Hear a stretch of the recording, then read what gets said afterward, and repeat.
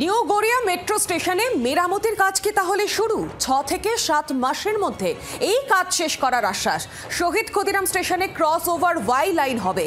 15 দিনের মধ্যে শেষ করতে হবে ক্রস ওভার তৈরির কাজ। কবি সুভাষ স্টেশন চালু করতে 7 মাসের লক্ষ্যমাত্রা।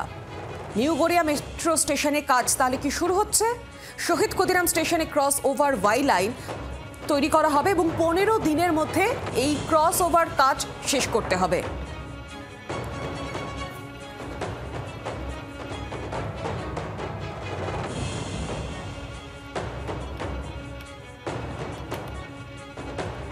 থেকে 7 মাসের মধ্যে কাজ শেষ করার আশ্বাস দেওয়া হচ্ছে।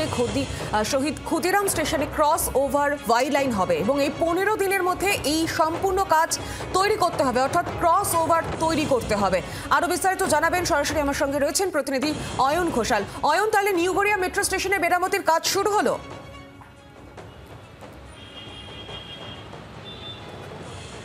কবি সুভাষ স্টেশনে একাধিক ফাটল এবং প্ল্যাটফর্মের একটা অংশ বসে যাওয়ার পরে সবথেকে বড় ভোগান্তির মধ্যে পড়েছিলেন নিউ গড়িয়া অঞ্চলে বসবাসকারী ব্লু লাইনের অগণিত নিত্যযাত্রী এবং তাদের প্রত্যেককে টেকনিক্যালি যে কোনো প্রকারে ব্রিজি অর্থাৎ শহীদ ক্ষুদিরাম পর্যন্ত এসে এখন ট্রেন ধরতে হচ্ছে। নিউ গড়িয়া বা কবি সুভাষ স্টেশনের যা লোকেশন, তার থেকে ব্রিজি পর্যন্ত আসা কিন্তু খুব সহজ কথা নয়। এই চ্যালেঞ্জিং যে পরিস্থিতি, তার মোকাবিলা এতদিন ধরে তারা করে যাচ্ছেন, তাদের কাছে অত্যন্ত ভালো ইতিবাচক খবর। অবশেষে কলকাতা মেট্রো রেল কর্তৃপক্ষ তারা শহীদ ক্ষুদিরাম স্টেশনের অব্যবহিত পরে একটি ওয়াই লাইন তৈরির কাজ 15 তারিখ থেকে শুরু করতে চলেছেন। যে কাজটা করতে সময় লাগবে কম বেশি প্রায় 15 দিন। এই কাজটা শেষ হওয়ার পরে এরপর শহীদ ক্ষুদিরাম স্টেশন থেকেই প্রত্যেকটি মেট্রো তারা প্ল্যাটফর্ম চেঞ্জ করতে পারবে, তারা ক্রস ওভার করতে পারবে। এই অবস্থায় সম্পূর্ণ ডিটাচ বা বিচ্ছিন্ন হয়ে যাচ্ছে কবি সুভাষ মেট্রো স্টেশন।